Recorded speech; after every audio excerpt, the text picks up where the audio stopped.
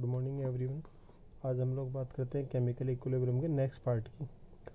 Last videos में हम लोग इक्विलिब्रियम की बात कर चुके। मैं आपको बता चुका हूँ कि इक्विलिब्रियम किसे कहेंगे। मैंने आपको बताया कि जब भी मेजरेबल प्रॉपर्टी, क्या बताया था कि जब भी measurable properties like concentration, pressure, temperature, colour, इनमें कोई भी चेंज ना आए तो उस कंडीशन को हम लोग क्या कह देंगे, इक्विलिब्रियम कह देंगे। क्या कह देंगे, इक्विलिब्रियम। डेफिनेशन भी आप लोगों ने लिखी होगी, the condition at which measurable property do not show any change with the passage of time are known as equilibrium. ठीक है। इसके बाद हम लोगों ने टाइप्स ऑफ इक्विलिब्रियम की बात की थी, जिसमें हम लोगों ने फिजिकल इक्विलिब्रियम की बात कर चुके हैं। फिजिकल इक्विलिब्रियम में मैंने आपको क्या बताया था, यहाँ पे मैंने आपको बताया था कि जब भी फिजिकल स्टेट में इक्विलिब्रियम हो, किस में इक्विलिब्रियम हो, फिजिकल स्टेट में, कहना मतलब सॉलिड और लिक्विड में, लिक्विड और गैस में, ठीक है, उसी टाइप से सॉलिड और गैस में, इस टाइप से जो इक्विलिब्रियम आएगा उसे हम लोग क्या कह देंगे, फिजिकल इक्विलिब्रियम। नेक्स्ट हमारा जो सेकंड टाइप का इक्विलिब्रियम होगा वो हमारा केमिकल इक्विलिब्रियम। कौन सा इक्विलिब्रियम है, केमिकल इक्विलिब्रियम। ठीक है। आज हम लोग बात करेंगे केमिकल इक्विलिब्रियम की। केमिकल इक्विलिब्रियम किसे कहेंगे और किस टाइप का होता है, कितने टाइप का होता है, ये सारी बातें आज हम लोग करेंगे। तो सबसे पहले केमिकल इक्विलिब्रियम की बात करें तो हल्का सा आइडिया मैं पहले भी दे चुका हूँ कि जब भी कोई केमिकल रिएक्शन हो, किसकी बात करें, केमिकल रिएक्शन की, कोई भी आपकी केमिकल रिएक्शन, उस केमिकल रिएक्शन में यदि इक्विलिब्रियम आता है, उस केमिकल रिएक्शन में इक्विलिब्रियम आता है तो उस कंडीशन को हम लोग क्या कहेंगे, केमिकल इक्विलिब्रियम। क्लियर है। कोई भी आपकी केमिकल रिएक्शन है, उस केमिकल रिएक्शन में यदि इक्विलिब्रियम आ जाता है तो उसे हम लोग क्या कहेंगे, केमिकल इक्विलिब्रियम। क्लियर है। जैसे फिजिकल इक्विलिब्रियम था, इसमें आप लोगों ने सॉलिड लिक्विड का लिया था, लिक्विड गैस का लिया था, तो सॉलिड और लिक्विड की अमाउंट में कोई चेंज नहीं आ रहा था, उस कंडीशन को क्या कहा था, फिजिकल इक्विलिब्रियम। कुछ उसी टाइप का केमिकल इक्विलिब्रियम ही होगा।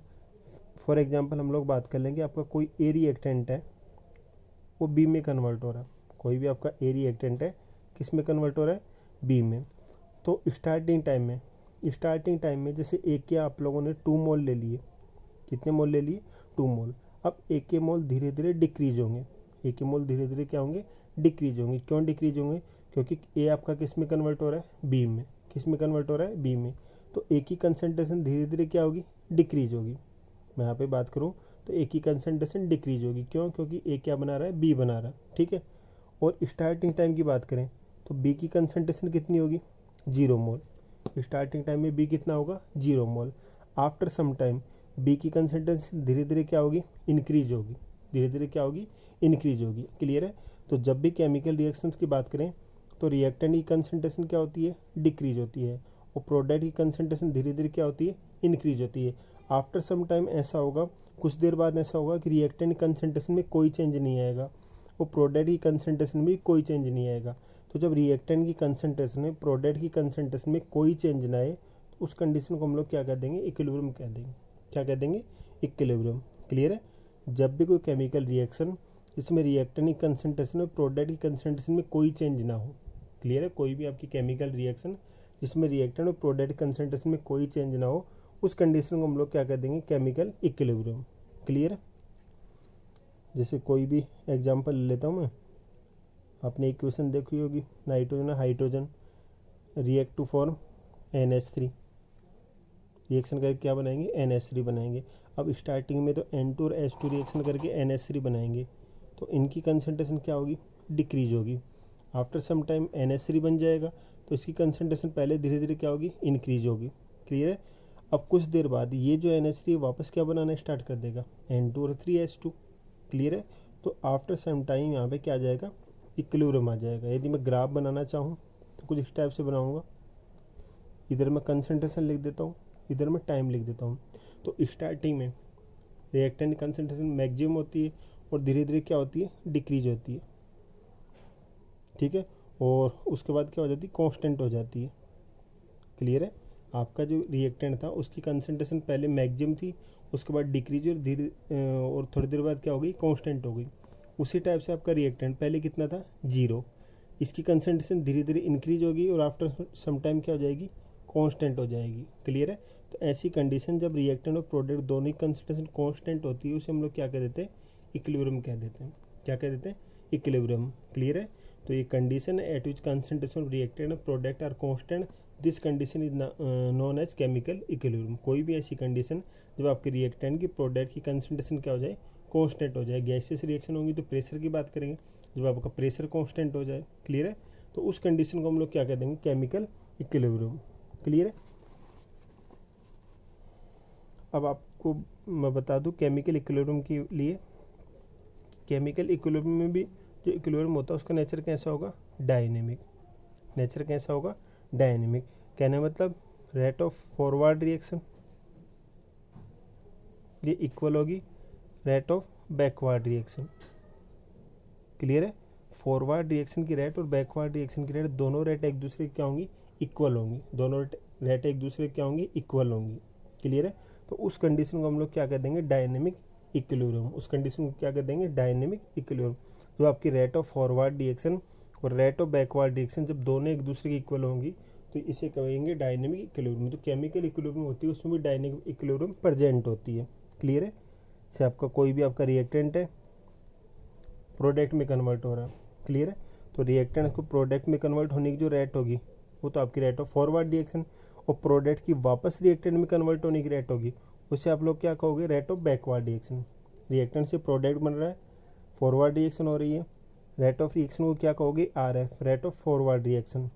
प्रोडक्ट से वापस रिएक्टेंट बन रहा है क्योंकि आपकी रिवर्जिबल रिएक्शन है, और रिवर्जिबल रिएक्शन में केमिकल इक्विलिब्रियम एग्जिस्ट करता है, तो प्रोडक्ट वापस रिएक्टेंट में कन्वर्ट होगा तो उस कंडीशन में आप लोग क्या कहोगे, रेट ऑफ बैकवर्ड रिएक्शन। जब दोनों एक दूसरे के इक्वल हो जाएं तो उस कंडीशन में आप लोग क्या कहोगे, डायनेमिक इक्विलिब्रियम।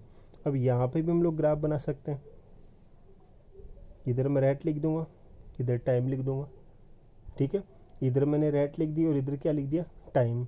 अब आपको पता है पहले रेट ऑफ फॉरवर्ड की रिएक्शन क्या होती है, फास्ट होती है क्योंकि पूरा का पूरा रिएक्टेंट होता है। आपको पता है rate directly proportional to concentration. Rate किस पे डिपेंड करती है, कंसंट्रेशन पे। तो शुरू में आपका रिएक्टेंट होता है तो रेट ज़्यादा होगी, तो इस टाइप से लिख देता हूँ मैं, रेट ऑफ फॉरवर्ड रिएक्शन धीरे धीरे डिक्रीज होती होती ये जाके कांस्टेंट हो जाएगी, क्लियर है। अब आपका प्रोडक्ट भी वापस किस में कन्वर्ट होना स्टार्ट हो गया, रिएक्टेंट में। तो रेट ऑफ बैकवर्ड रिएक्शन पहले धीरे धीरे बढ़ेगी और ये भी कुछ देर बाद जाके क्या हो जाएगी, कांस्टेंट हो जाएगी, क्लियर है। तो जब रेट ऑफ फॉरवर्ड रिएक्शन और रेट ऑफ बैकवर्ड रिएक्शन ये दोनों एक दूसरे के इक्वल हो जाएं उस कंडीशन को हम लोग क्या कह देंगे, केमिकल इक्विलिब्रियम, क्लियर है।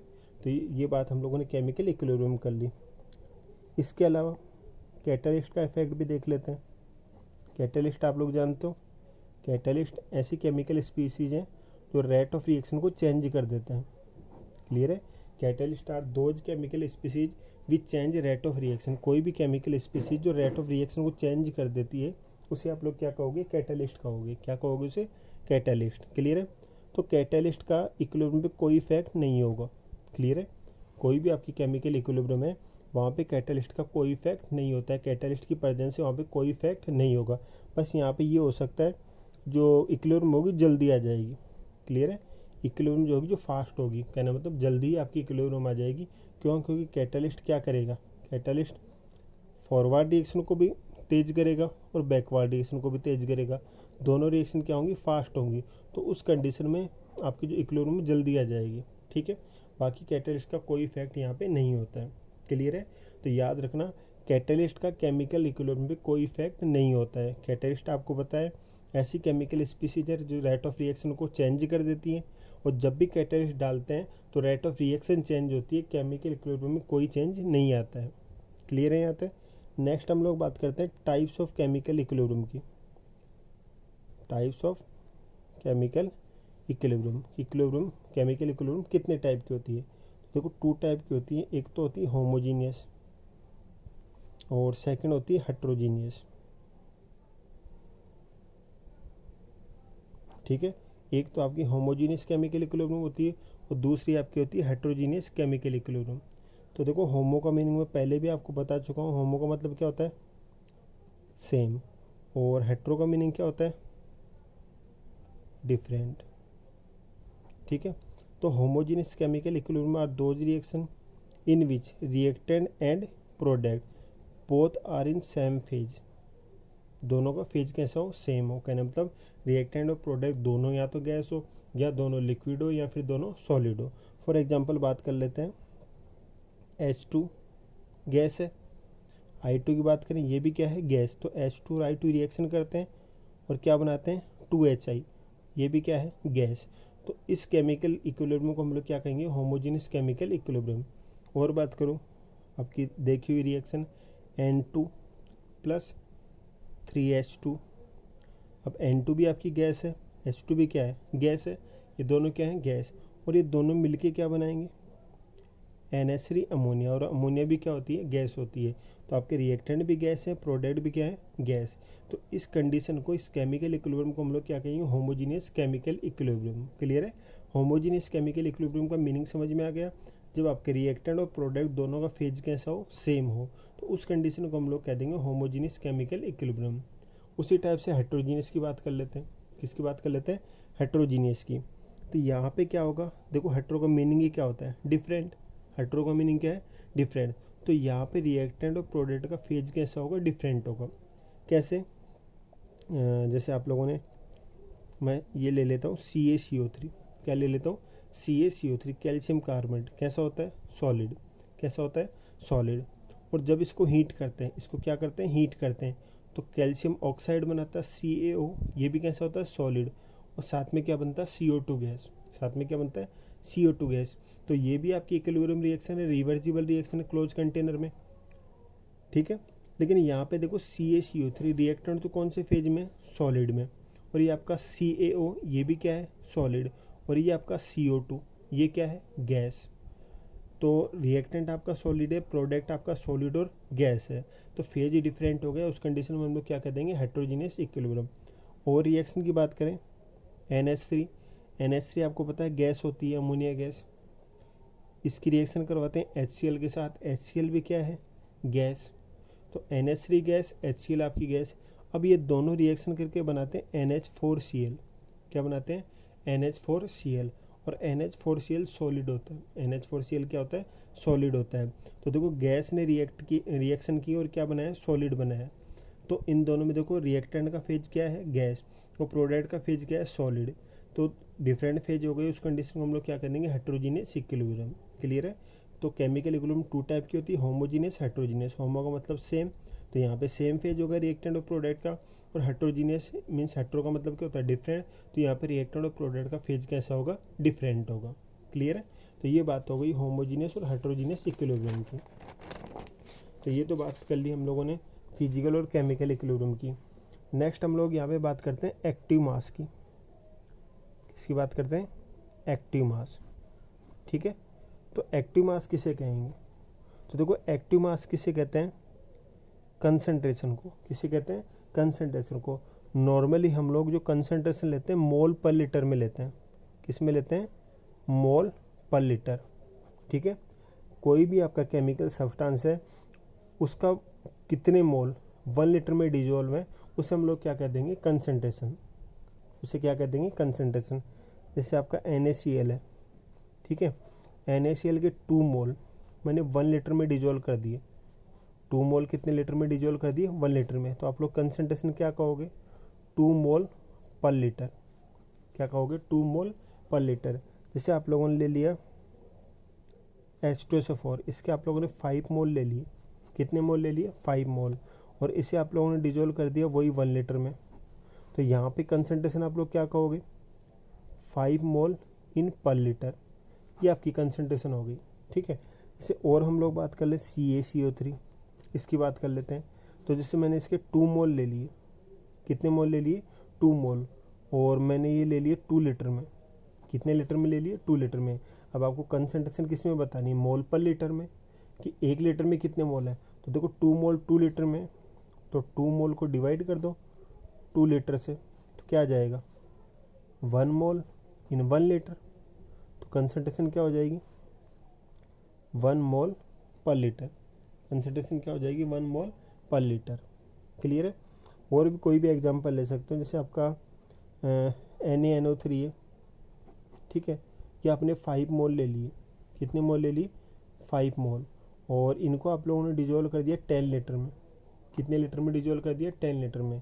तो यहाँ पे कंसंट्रेशन क्या हो जाएगी, 5 मोल आप लोगों नंबर ऑफ मोल्स हैं, कितने लीटर में लिया है, 10 लीटर में।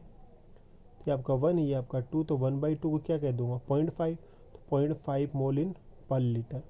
ठीक है, तो कंसंट्रेशन का सिंपल सा मीनिंग क्या है कि number of moles in 1 litre of solution.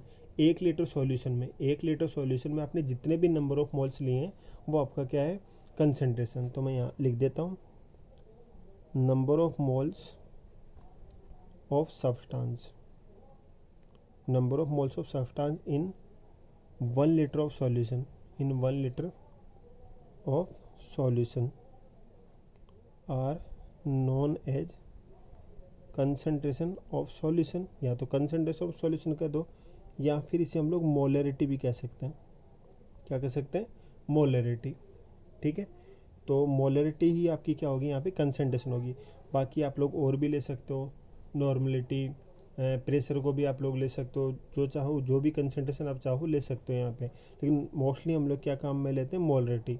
तो एक्टिव मास का मतलब क्या है मोलरिटी। एक्टिव मास का मीनिंग क्या निकालते हैं हम लोग यहाँ पे मोलरिटी। कोई भी आपका सब्सटेंस है उसकी मोलरिटी को ही हम लोग क्या कह देंगे एक्टिव मास कह देंगे, मोलरिटी को ही क्या कह देंगे एक्टिव मास। क्लियर है यहाँ तक। तो एक्टिव मास का मतलब क्या है मोलरिटी, और मोलरिटी क्या होती है number of moles in 1 litre of solution. 1 litre solution में जितने भी नंबर ऑफ मोल्स होंगे वही आपकी क्या हो जाएगी मोलरिटी हो जाएगी। क्लियर है यहाँ तक। चलो अब एक बात मैं आपको बताता हूँ, ये हमेशा याद रखना, आपका कोई भी सॉलिड सब्सटेंस हो, कोई भी कैसा सब्सटेंस हो सॉलिड सब्सटेंस, या फिर मैं बात कर लूँ प्योर लिक्विड की, या किसकी बात कर लूँ प्योर लिक्विड की, कोई भी आपका सॉलिड सब्सटेंस हो या फिर आपका प्योर लिक्विड हो, या फिर क्या हो प्योर लिक्विड हो, सॉलिड सब्सटेंस होगा प्योर लिक्विड होगा, तो इनकी कंसंट्रेशन हमेशा हम लोग 1 लेंगे। इनकी कंसंट्रेशन कितनी लेंगे 1।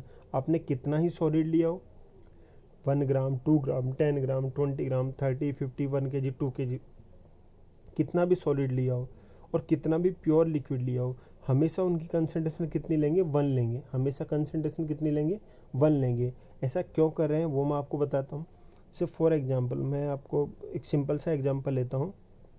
ये आप लोगों ने कोई बीकर ले लिया, इस बीकर में वाटर ले लिया, इस वाटर में आप लोग कोई शुगर का क्रिस्टल डाल देते हो। ये जैसे आपने शुगर क्रिस्टल डाल दिया, ठीक है, और ये आप लोगों ने क्या लिया वाटर लिया, ठीक है। अब देखो यहाँ पे शुगर आप लोग 1 kg का क्रिस्टल डाल रहे हो, कितना क्रिस्टल डाल रहे हो 1 kg का। अब यहाँ पे 1 kg एक साथ तो रिएक्शन नहीं करेगा, कहना मतलब 1 kg जो आपका शुगर है वो डायरेक्ट तो वाटर के कांटेक्ट में नहीं आएगा। सिर्फ कौन कांटेक्ट में आएगा सरफेस की शुगर, ओनली सरफेस पे जो लेयर है वही वाटर के कांटेक्ट में आएगी। बाकी पूरा का पूरा वाटर या पूरी की पूरी शुगर यहाँ पे आपस में कांटेक्ट में नहीं होंगी।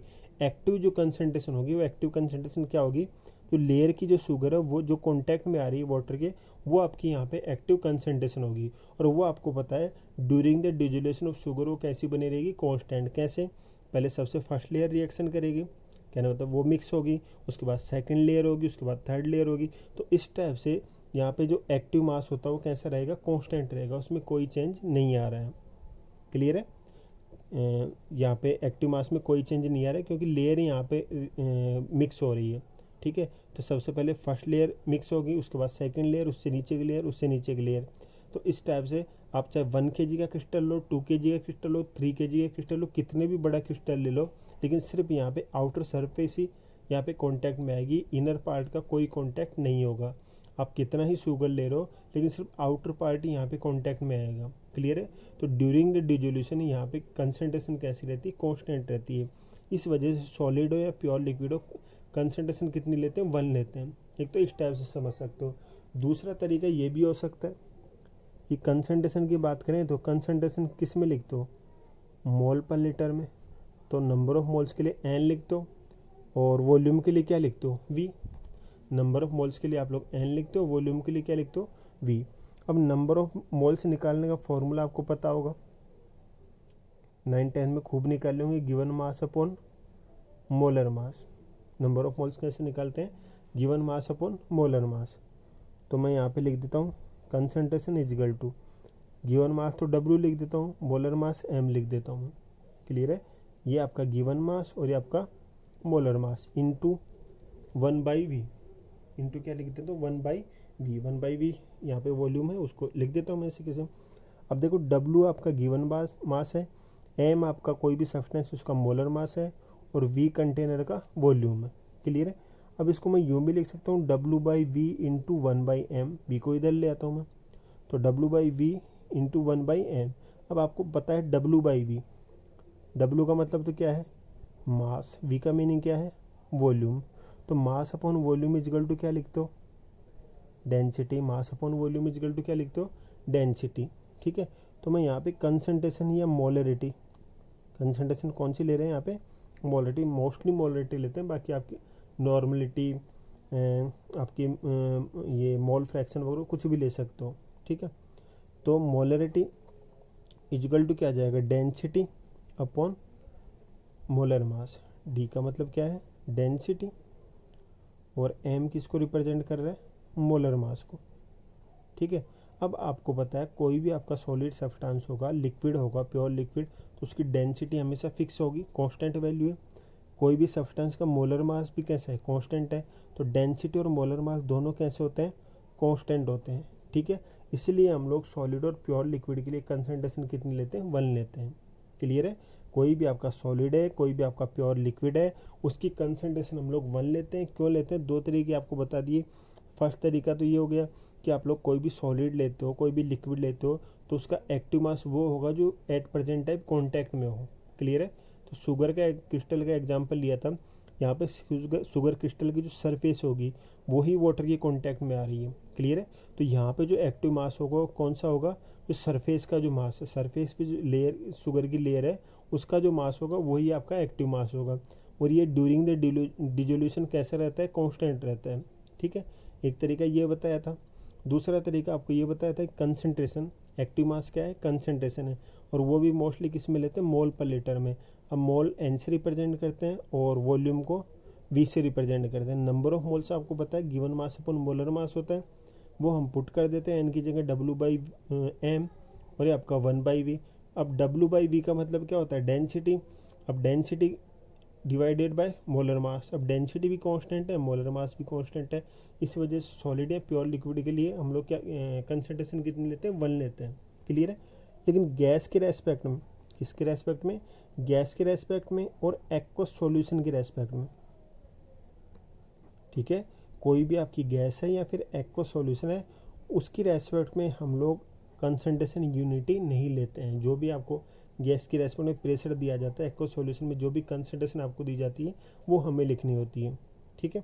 ऐसा क्यों, क्योंकि गैस की बात करें तो यहाँ पे गैस के number of moles per unit volume, number of moles per unit volume क्या होते रहते हैं, चेंज होते रहते हैं। कैसे, जैसे आप लोग वॉल्यूम चेंज करोगे, जैसे वॉल्यूम आप लोग चेंज करोगे, जैसे आपका पहले वॉल्यूम कितना था, 1 लीटर, 1 लीटर में 1 मोल गैस थी।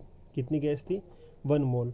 जैसे आप लोग 2 लीटर वॉल्यूम लोगे, आपका वॉल्यूम डबल हो गया, उसमें भी कितनी गैस है, 1 मोल। लेकिन अब यहाँ पे जो नंबर ऑफ मोल्स है पर यूनिट एरिया में, जो नंबर ऑफ मोल्स है वो चेंज हो जाएंगे। पहले आपके 1 लीटर में 1 मोल थे, अब आपके 2 लीटर में 1 मोल हो गए।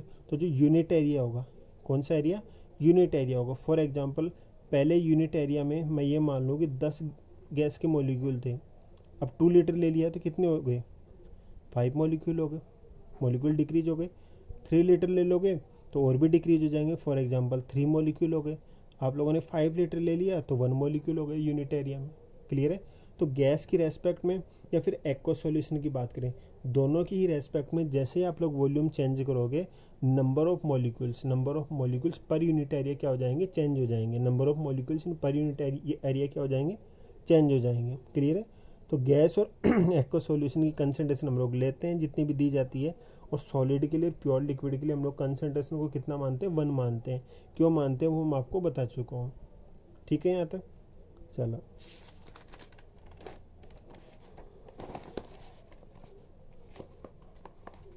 एक्टिव मास के बाद हम लोग ये इस चैप्टर का जो इम्पोर्टेंट पार्ट है उसकी बात करते हैं, लॉ ऑफ मास एक्शन। इस चैप्टर का सबसे इम्पोर्टेंट पार्ट है लॉ ऑफ मास एक्शन। ठीक है। इसमें जितने भी न्यूमेरिकल्स होंगे मोस्टली इसी से रिलेटेड होंगे, अलग अलग एप्लीकेशंस होंगे लॉ ऑफ मास एक्शन के, तो वो उसी के न्यूमेरिकल्स आएंगे। तो आपका ये इंपॉर्टेंट बनता है लॉ ऑफ मास एक्शन, और सिंपल सा लॉ है। सबसे पहले बात कर लें ये दिया किसने था, तो लॉ ऑफ मास एक्शन दिया था गुलबर्ग एंड वागे ने इन 1864 में। क्लियर है। लॉ ऑफ मास एक्शन की बात करें तो ये गुलबर्ग नाम के साइंटिस्ट और वागे नाम के साइंटिस्ट थे, केमिस्ट थे, इन्होंने दिया था ये, गुलबर्ग ने और वागे ने दिया था। क्या कहा था इन्होंने? ये कहा था कोई भी आपकी रिएक्शन है, कोई भी क्या है केमिकल रिएक्शन, उसकी जो रेट होगी, कोई भी आपकी केमिकल रिएक्शन है उसकी रिएक्शन की जो रेट होगी वो डायरेक्टली प्रोपोर्शनल होगी कंसंट्रेशन ऑफ रिएक्टेंट के। क्लियर है। कोई भी आपकी केमिकल रिएक्शन हो रही है उसकी किस रेट से हो रही है वो किस पे डिपेंड करेगा? रिएक्टेंट्स की कंसंट्रेशन पे। सिंपली मैं यहाँ पे ये लिख दूँ, कोई भी आपका रिएक्टेंट आर है वो पी में कन्वर्ट हो रहा है। किस में कन्वर्ट हो रहा है? पी में। कोई भी आपका रिएक्टेंट आर है वो पी में प्रोडक्ट में कन्वर्ट हो रहा है, तो यहाँ पे रेट ऑफ रिएक्शन आपको निकालनी हो। क्या निकालनी हो? Rate of reaction. वो डायरेक्टली प्रोपोर्शनल होगी कंसंट्रेशन ऑफ रिएक्टेंट, और कंसंट्रेशन को हम लोग किससे रिप्रेजेंट करते हैं? स्क्वायर ब्रैकेट से। किससे रिप्रेजेंट करते हैं? स्क्वायर ब्रैकेट से। तो स्क्वायर ब्रैकेट किसको रिप्रेजेंट कर रहा है? कंसंट्रेशन को। तो rate of reaction directly proportional to concentration of reactant. अब यहाँ पे प्रोपोर्शनलिटी साइन हटाएंगे तो हम लोग इस टाइप से लिख सकते हैं, rate is equal to K concentration of reactant. ठीक है। तो ये आपका लॉ ऑफ मास एक्शन हो गया। ये क्या हो गया? Law of mass action. Law of mass action के अकॉर्डिंग क्या लिखोगे आप लोग? सबसे पहले तो लिख दोगे this law was given by Guldberg and Waage in 1864। According to this law rate of reaction is directly proportional to concentration of reactant. किसी भी रिएक्शन की रेट रिएक्टेंट की कंसंट्रेशन के डायरेक्टली प्रोपोर्शनल होगी। ठीक है। यहाँ पे हम लोग बात करते हैं रिवर्जिबल रिएक्शन की। किसकी बात करते हैं? रिवर्जिबल रिएक्शंस की। इस पूरे चैप्टर में हम लोग रिवर्जिबल रिएक्शंस की बात करेंगे, जिन रिएक्शंस में इक्विलिब्रियम एग्जिस्ट करता हो। ठीक है। तो रिवर्जिबल रिएक्शन की बात कर रहे हैं तो फॉर एग्जांपल आपका ए बी के साथ रिएक्शन कर रहा है, सी और डी बना रहा है। क्या बना रहा है? सी और डी। ए और बी ने रिएक्शन की और प्रोडक्ट क्या बन गए? सी एंड डी। कोई भी जनरल इक्वेशन ले रहा हूँ, रिवर्जिबल रिएक्शन। ए और बी ने रिएक्शन की, सी और डी बनाया। क्लियर है। अब यहाँ पे ए के कितने मोल ले लिए मैंने? ए मोल। बी के कितने मोल ले लिए? बी मोल। सी के कितने मोल ले लिए? सी मोल। और डी के कितने मोल ले लिए? डी मोल। कोई भी जनरल इक्वेशन। तो यहाँ पे मैं बात करूँ तो ए और बी मिलके सी और डी बना रहे हैं। तो रेट ऑफ फॉरवर्ड रिएक्शन क्या लिखूंगा मैं? Rate of forward reaction. आपको पता है डायरेक्टली प्रोपोर्शनल किसकी होगी? रिएक्टेंट्स की कंसंट्रेशन की। ठीक है। तो हम लोग लिख देंगे रेट ऑफ फॉरवर्ड रिएक्शन। मैं इस टाइप से लिख देता हूँ, रेट के लिए आर लिख देता हूँ, फॉरवर्ड रिएक्शन के लिए एफ लिख देता हूँ। तो rate of forward reaction is equal to, आपको पता है कांस्टेंट लगाएंगे के। ये क्या है? Proportionality constant. K proportionality constant है जिसे हम लोग रेट कांस्टेंट भी कहते हैं। क्या कहते हैं? Rate constant. तो फॉरवर्ड रिएक्शन की रेट इजकल टू के। अब देखो रिएक्टेंट कौन कौन है? एक तो ए है और दूसरा कौन है? बी। ठीक है। Concentration of A, concentration of B. अब यहाँ पे जो कंसंट्रेशन ऑफ ए है उसकी पावर लगाएंगे। क्या कितनी पावर लगाएंगे? जितने हम लोगों ने बैलेंस्ड केमिकल इक्वेशन में नंबर ऑफ मोल्स लिए हैं। तो ए के नंबर ऑफ मोल्स कितने लिए? ए। तो हम लोग पावर ए लगा देंगे। बी के नंबर ऑफ मोल्स कितने लिए? बी। तो हम लोग पावर बी लगा देंगे। क्लियर है। तो rate of forward reaction is equal to K concentration of A power A concentration of B power B. हो गया आपका लॉ ऑफ मास एक्शन के अकॉर्डिंग। चलो दूसरा हम लोग बैकवर्ड रिएक्शन के लिए भी लिख सकते हैं। बैकवर्ड रिएक्शन क्या हो रही है? सी मोल सी के और डी मोल डी के। ये रिएक्शन करके वापस क्या बना रहे हैं? ए मोल ए के और बी मोल बी के। क्लियर है। सी मोल सी और डी मोल डी रिएक्शन करके क्या बना रहे हैं?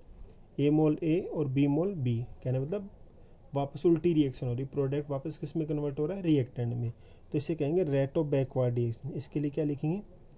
Rate of backward reaction. जो उल्टी रिएक्शन हो रही है उसकी रेट लिखेंगे। तो rate of backward reaction symbol में आर बी लिख देता हूँ। क्या लिख देता हूँ? R B. अब आपको पता है R B is equal to K proportionality constant concentration of reactant. Concentration कौन कौन है यहाँ पे? रिएक्टेंट सी है क्योंकि उल्टी रिएक्शन हो रही है। तो पहले तो सी ओ डी प्रोडक्ट थे, लेकिन यहाँ पे सी ओ डी उल्टी रिएक्शन में क्या हो जाएंगे? रिएक्टेंट हो जाएंगे। तो concentration of C power C, C mole लिए।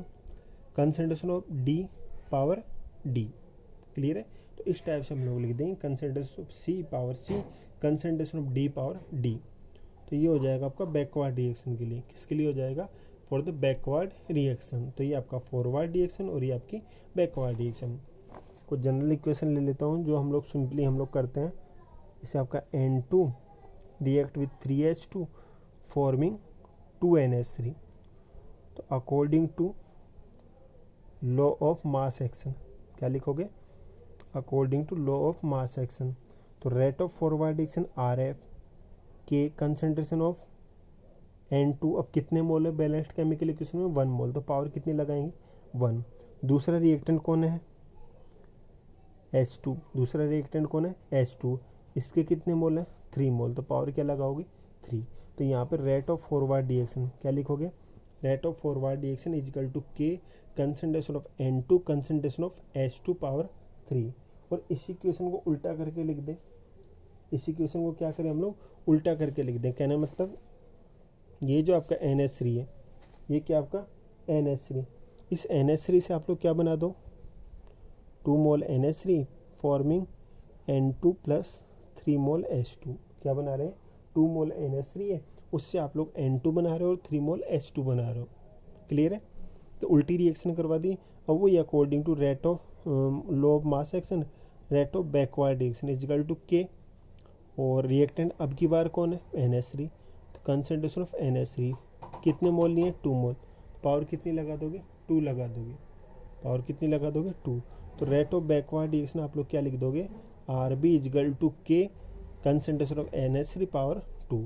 अब ये जो प्रोपोर्शनलिटी कांस्टेंट है, रेट कांस्टेंट है, फॉरवर्ड रिएक्शन के लिए KF लिख दो और बैकवर्ड रिएक्शन के लिए KB लिख दो।